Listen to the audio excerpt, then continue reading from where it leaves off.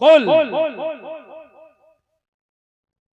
मेरे महबूब आप कह दीजिए, ऐ मेरे महबूब आप कह दीजिए, मैं इनसे डायरेक्ट कुछ ना कहूंगा, मैं इनसे डायरेक्ट कुछ ना कहूंगा। कुल ऐ मेरे महबूब आप कह दीजिए, फरमान मेरा हो,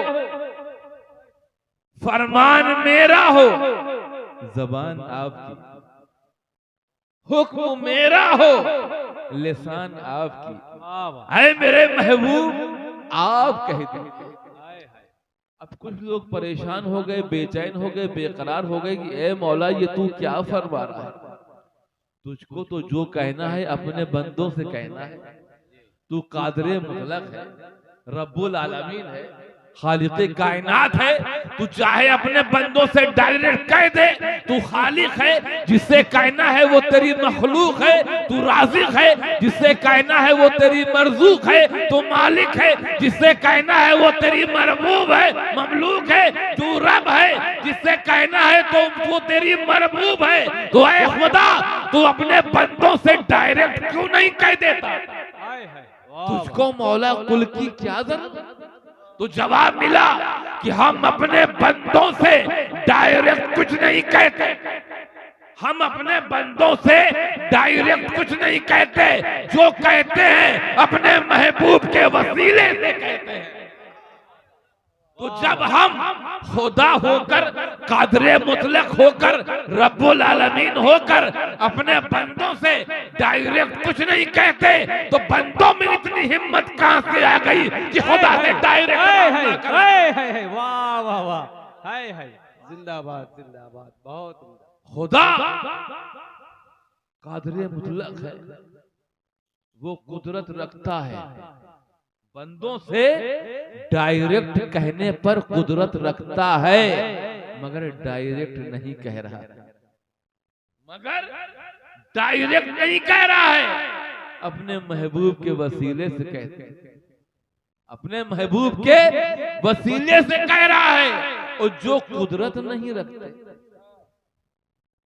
जो कुदरत रखता है वो डायरेक्ट नहीं कह रहा है, और जो कुदरत नहीं रखते वो डायरेक्ट कहने चले।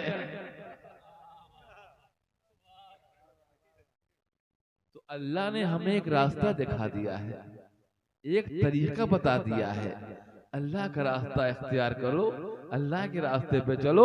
वो अल्लाह का रास्ता है क्या कि अल्लाह अपने बंदों से जो कहता है अपने महबूब के वसीले से कहता है। तो है बंदो, तुम्हें भी खुदा से कुछ मांगना है, कुछ सवाल करना है, तो उसके महबूब के वसीले से मांगो, जरूर पूरा होगा। खबरदार, डायरेक्ट मांगने की कोशिश मत करना, डायरेक्ट सवाल करने की कोशिश मत करना, इसलिए कि एक डायरेक्ट वाले का हाल देख चुके हो। एक डिक्लेयर हो चुका है, बाकी लाइन में लगे। अल्लाह हिदायत अता फरमाए। हम तो खानकाही लोग हैं, दुआ देते हैं अल्लाह सबको राहे पर ले आए, यहाँ भी गुमराह होने से बचाए और वहां भी गुमराह होने से बचाए। तो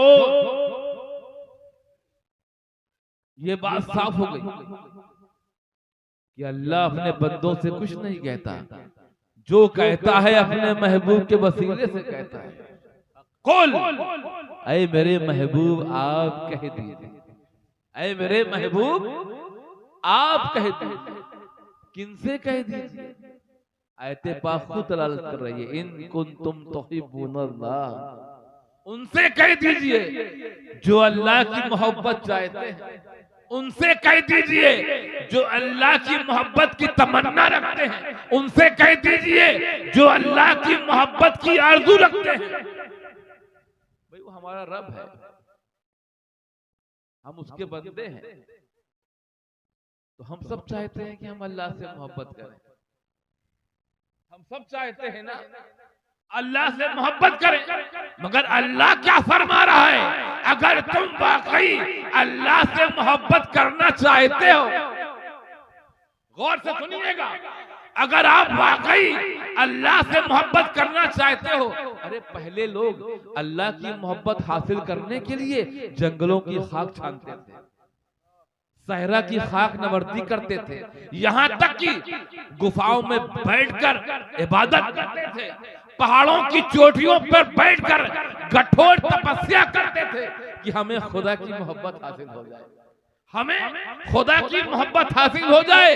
तो मेरे महबूब उन सब से कह दीजिए, मेरे महबूब उन सब से कह दीजिए कि खुदा की मोहब्बत जंगलों की खाक छानने से हासिल ना होगी, खुदा की मोहब्बत वादी वादी फिरने से हासिल नहीं होगी, खुदा की मोहब्बत सारा की खाक नवर्दी करने से हासिल ना होगी, खुदा की मोहब्बत पहाड़ियों पर बैठकर घोर तपस्या करने से हासिल ना होगी। अगर खुदा की मोहब्बत चाहिए तो कहीं जाने की जरूरत नहीं, फत्तबिऊनी, मेरे महबूब के पीछे पीछे चलो,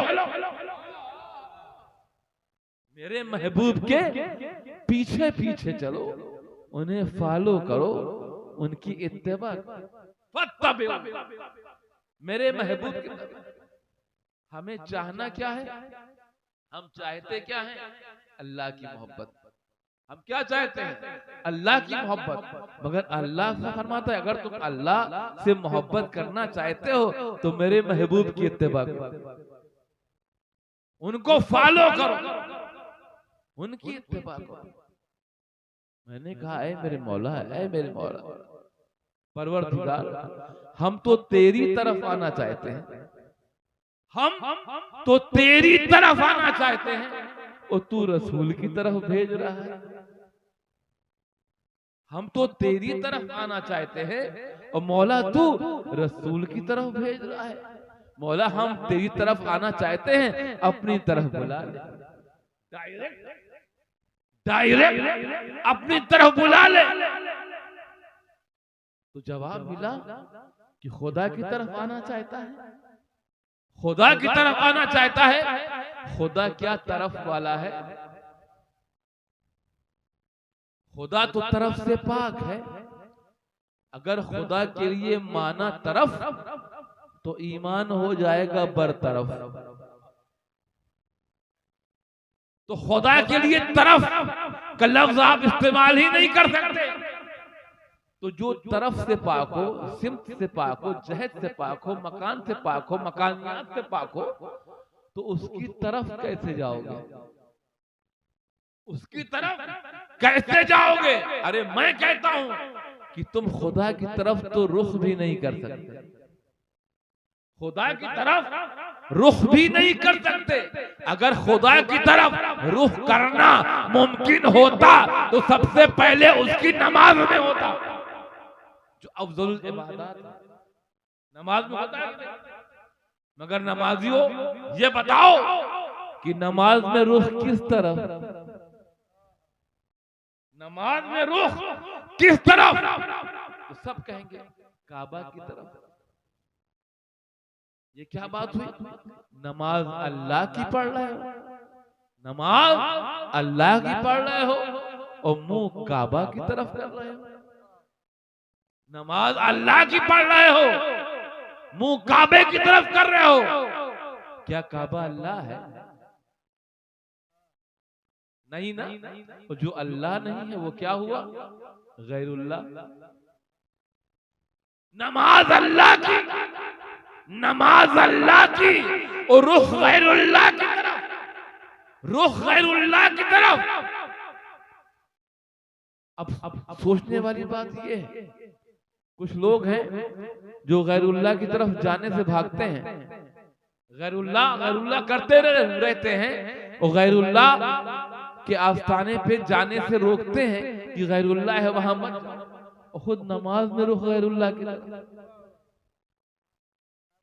खुद नमाज में गैरुल्लाह की तरफ रुख करते हैं, नमाज पढ़ते हैं। तो क्या काबा गैरुल्लाह नहीं हुआ? काबा गैरुल्लाह नहीं हुआ? तो नमाज अल्लाह की पढ़ रहे हो और तरफ गैरुल्लाह की तरफ। मगर गैरुल्लाह की तरफ रुख करने से पहले ये देख लेना, गैरुल्लाह की तरफ रुख करने से पहले देख लेना कि ये गैरुल्लाह अहलुल्लाह है कि नहीं। वाह वाह, ये गैरुल्लाह अहलुल्लाह है कि नहीं। अगर गैरुल्लाह अहलुल्लाह है तो उसकी तरफ रुख करना, अगर अहलुल्लाह नहीं है तो उसकी तरफ रुख मत करना। अच्छा ये बताइए, खाना काबा किस चीज का बना है? किस चीज का बना है? पत्थर का बना है ना, हजर का बना है ना, पत्थर। अब ये बताइए, हजर अफजल है कि बशर अफजल है? हजर अफजल है कि बशर अफजल है? बशर अफजल हुआ ना। तो हजर, अगर हजर अहलुल्लाह है, अगर हजर अहलुल्लाह है तो उसकी तरफ रुख करोगे, अगर बशर अहलुल्लाह है तो उसकी तरफ रुख नहीं करोगे। इसीलिए रुख करने से पहले देख लो कि हजर अहलुल्लाह है तो उसकी तरफ रुख करो, बशर अहलुल्लाह है तो उसकी तरफ रुख करो। तो नमाजियों ने नमाज पढ़ी काबे की तरफ रुख करके, अब नमाज कहां गई? नमाज कहां गई भाई? जिस डायरेक्शन पे नमाज पढ़ेंगे उसी डायरेक्शन में तो नमाज जाएगी। कुछ लोग कहने लगे हो सकता है ये डायरेक्ट काबा जा रही है, काबा से डायरेक्ट अल्लाह के पास जाएगी। नमाज काबा से डायरेक्ट अल्लाह के पास जाएगी। पहुंच गए काबा के पास, क्या है काबा, मैंने नमाज तेरी तरफ रुख करके पढ़ा था, तेरा रुख तो खुदा की तरफ डायरेक्ट होगा, तेरा रुख तो डायरेक्ट खुदा की तरफ होगा। तो काबा कांप गया, काबा लरज गया। अरे मैं मकान, अरे काबा क्या है? चार दीवार है, एक छत है। चार दीवार है, एक छत है, मकान हुआ कि नहीं? तो मैं मकान, वो अल्लाह ला मकान वाला, मैं मकान अल्लाह ला मकान वाला, तो मकान का रुख ला मकान वाली जात की तरफ कैसे हो सकती है? कैसे हो सकती है? अरे काबा पुकार उठा, किसी नबी का रुख अल्लाह की तरफ नहीं, किसी रसूल का रुख अल्लाह की तरफ नहीं।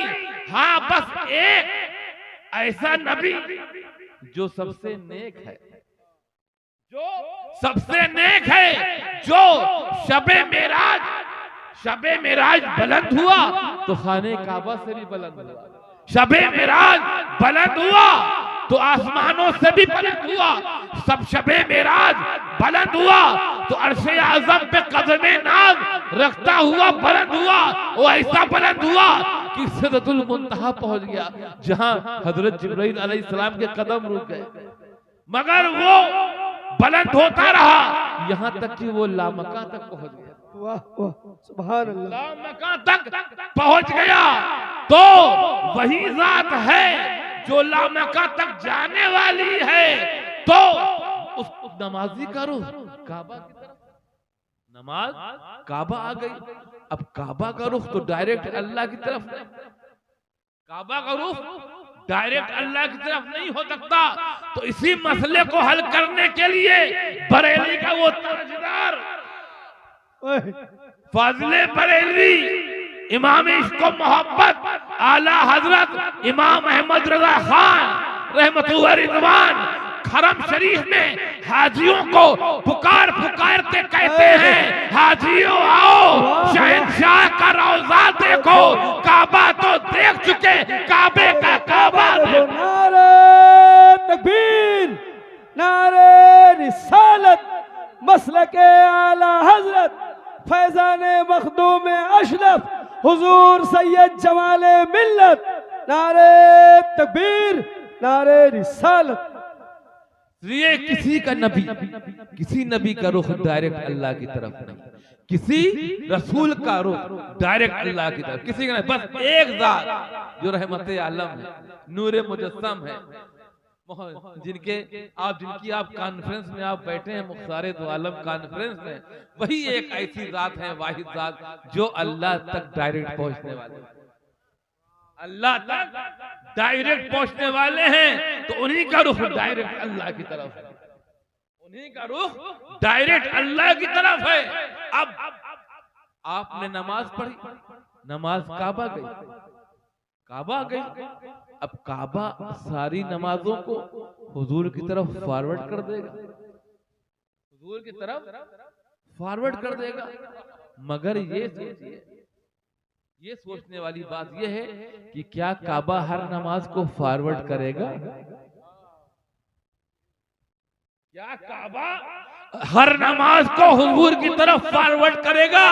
अरे उन्हीं नमाज को तो फॉरवर्ड करेगा जो हुजूर को मुंह दिखाने के लायक है, बेशक जो हुजूर को मुंह दिखाने लायक है, जो इसके रसूल में पढ़ी गई है, जो मोहब्बत रसूल में पढ़ी गई है, जो मोहब्बत रसूल के बगैर पढ़ी गई है, उसकी नमाजों की तो वहीं छटनी हो जाएगी, उसकी तो छटनी हो जाएगी। यहाँ छटनी होगी और वहां चटनी बनेगी। तो इसीलिए अभी से ही समझ जाओ, बगैर इश्क़े रसूल के नमाज नहीं, नमाज नहीं। अच्छा मैं कहता हूं, मैं नमाज के टॉपिक पे इसीलिए आ रहा हूं कि मुझे नमाज के ताल्लुक से भी कुछ बयान करना था, अर्ज करना था। इसलिए अल्लाह ने कलामे पाक में इरशाद फरमाया है, व अकीमुस सलाह, और नमाज को कायम करो। वक्त बता दीजिएगा अगर बयान करने का वक्त है। नमाज को कायम करो। कायम का मतलब क्या होता है मालूम है? कायम कयाम से, कायम कयाम से, और कयाम के माने होता है खड़ा होना। कयाम के माने खड़ा होना। अब माना क्या हुआ? नमाज को खड़ा करो, नमाज को खड़ा करो। मैंने कहा ऐ मेरे मौला, क्या नमाज कोई खंभा है? क्या नमाज कोई खंभा है, पिलर है, सुतून है जिसे खड़ा किया जाए? तो हुजूर रहमत आलम नूर मुजस्सम मोहम्मद सल्लल्लाहु तआला अलैहि वसल्लम इरशाद फरमाते हैं, हाँ नमाज खंभा है, नमाज खंभा है। अस्सलातु इमादुद्दीन, अस्सलातु इमादुद्दीन, नमाज दीन का खंभा है, नमाज दीन का खंभा है। तो जिसने इस दीन के खंभे नमाज को कायम किया, उसने दीन को कायम किया, और जिसने इस नमाज के खंभे दीन को गिरा दिया, उसने दीन को गिरा दिया, उसने दीन को गिरा दिया। अब दीन के खंभे को खड़ा करना है या गिराना है, ये फैसला आपको करना है, ये आपको करना है। और नमाज तो आप पढ़ते हैं, नमाज तो आप पढ़ते हैं, मगर ये सोचिए कि अल्लाह ने तो हमें नमाज का हुक्म दिया है। कुरान में अल्लाह ने कुरान में हमें नमाज पढ़ने का हुक्म दिया है, मगर तरीका नहीं बताया है। कैसे कयाम करना है, कैसे रुकू करना है, कैसे सजदा करना है, ये तरीका है कुरान में। पूरा कुरान देख डालिए, नमाज का हुक्म मिलेगा, नमाज का हुक्म मिलेगा, तरीका नहीं मिलेगा, तरीका नहीं मिलेगा। एक सहाबी रसूल ने हुजूर रहमत आलम नूर मुजस्सम मोहम्मद रसूल सल्लल्लाहु अलैहि वसल्लम से अर्ज किया कि हुजूर अल्लाह ने कुरान में नमाज का हुक्म दिया है, अल्लाह ने कुरान में नमाज का हुक्म दिया है, मगर नमाज पढ़ने का तरीका नहीं बताया। कैफा उसल्ली या रसूल, कैफा उसल्ली, हम नमाज कैसे पढ़ें, कैसे पढ़ें? तो हुजूर रहमत आलम नूर मुजस्सम मोहम्मद रसूल सल्लल्लाहु अलैहि वसल्लम इरशाद फरमाते हैं कि सल्लू सल्लू कमा रअयतुमूनी उसल्ली, सल्लू कमा रअयतुमूनी उसल्ली, नमाज पढ़ो, नमाज पढ़ो जैसा मुझे पढ़ता हुआ देखो, जैसा मुझे पढ़ता हुआ देखो। हुजूर ने ये नहीं फरमाया सल्लू कमा उसल्ली, सल्लू कमा उसल्ली नहीं फरमाया, नमाज पढ़ो जैसी मैं पढ़ता हूँ, नमाज पढ़ो जैसी मैं पढ़ता हूँ। अरे रसूल की तरह तो तुम कयामत तक नमाज नहीं पढ़ सकते, रसूल की तरह तुम कयामत तक नहीं नमाज पढ़ते।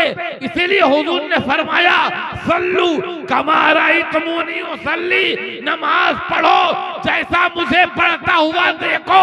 क्या मतलब कि नमाज खुदा की पढ़ो, नजर मुस्तफा जाने रहमत। नारे तकबीर, नारे रिसालत, शहजादा गौसे आजम, नारे तकबीर, नारे रिसालत। नमाज खुदा की पढ़ो और नजर मुस्तफा जाने रहमत पढ़ो। अच्छा एक बात और बता दूं, नमाज के ताल्लुक से याद आ गई, शबे मेराज, ये भी बात वाज़ेह हो जाए ताकि आप लोगों के जहन में आ जाओ, कुछ लेके जाए आप। नमाज शबे मेराज जब हुजूर अल-अक्सा में जो नमाज की इमामत फरमाई, तो वो शबे मेराज से पहले थी या बाद में थी? सफरे मेराज से पहले थी कि बाद में थी? पहले थी ना। अंबियाए किराम मुक्तदी, अंबियाए किराम मुक्तदी, हुजूर रहमत आलम इमाम, वो नमाज पढ़ा के जा रहे हैं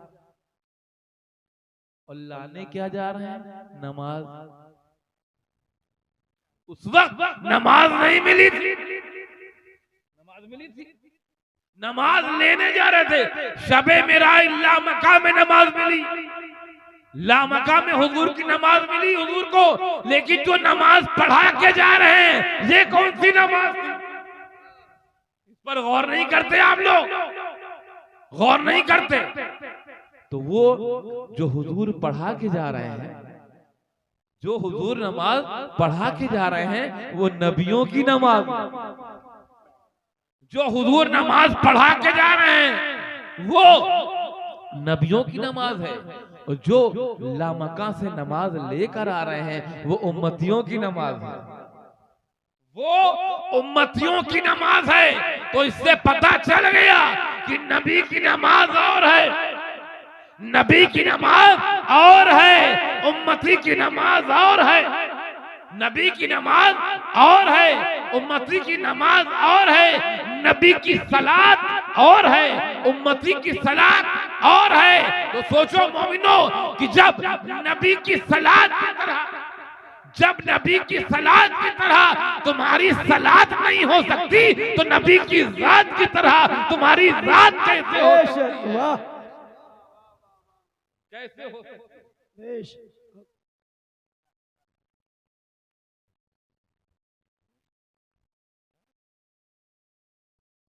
तो आप हजरात ने देखा। और एक बात और बता दो, जो नमाज बहुत आसानी से छोड़ देते हैं उनके लिए, बहुत आसानी से छोड़ देते हैं ना, और परेशान रहते हैं, दुआ करते रहते हैं, हाथ उठाते हैं, फड़ा पीर के साथ, फना पीर साहब के पास जा रहे हैं, पैसा फेंकते रहते हैं, पैसा बातें, फिर भी कोई फायदा नहीं होता।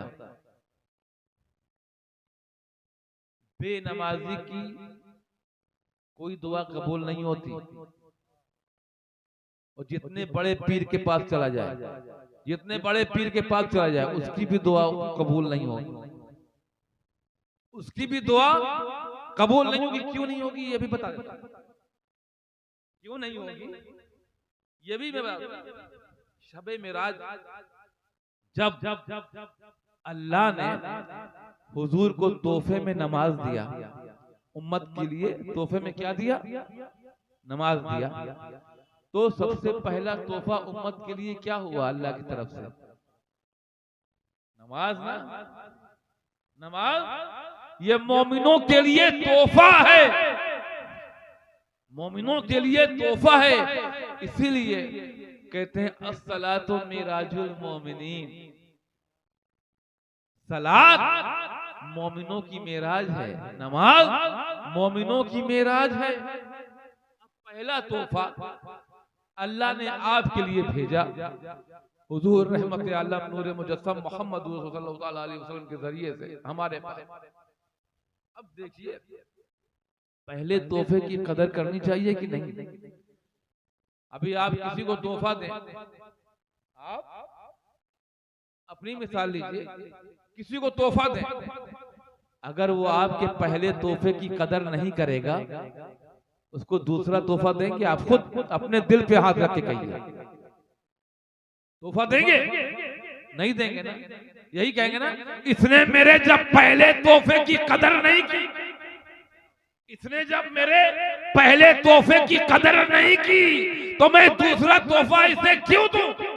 आप दूसरा तोहफा उससे नहीं देंगे जब तक कि वो आपके पहले तोहफे की कदर न करे। जब तक वो पहले तोहफे की कदर न करे, आप उसको दूसरा तोहफा नहीं देंगे। तो सोचो मोमिनो, अल्लाह ने आपके लिए पहला जो तोहफा भेजा है वो नमाज भेजा है। पहला तोहफा जो भेजा है नमाज भेजा है। अब आप अगर उस नमाज को की कदर नहीं करेंगे, उसकी अहमियत नहीं समझेंगे, उसको इंपॉर्टेंस नहीं देंगे, उस नमाज की कदर नहीं करेंगे, तो अल्लाह दूसरा तोहफा कैसे भेजेगा? अल्लाह दूसरा तोहफा कैसे भेजेगा? अरे अल्लाह के पास तोहफों की कमी नहीं, हमारे लेने में कमी है। उसके देने में कमी नहीं है, हमारे लेने में कमी है। पहले अल्लाह के पहले तोहफे नमाज की कदर करके देखो।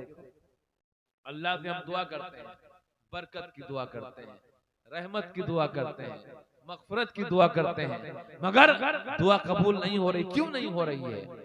क्यों नहीं? इसलिए कि आपने अल्लाह के पहले तोहफे की कदर नहीं की। आप अल्लाह के पहले तोहफे की कदर कीजिए, नमाज पहले तोहफे नमाज की कदर कीजिए, फिर देखिए अल्लाह आप पर तोहफों की बरसात कर देगा, फिर बरकत के भी तोहफे भेजेगा, रहमतों के भी तोहफे भेजेगा, मगफिरत के भी तोहफे भेजेगा। जो भी दिल में आपकी ख्वाहिश होगी वो तोहफे भेजेगा, मगर पहले तोहफे नमाज की कदर करना जरूरी है। अरे हजरत मखदूम अशरफ जहांगीर सिमनानी गौस का ताज सर पर रखा हुआ है, गौस का ताज सर पर रखा हुआ है, और वलियों में सबसे बुलंद जो मकाम होता है वो गौस का होता है।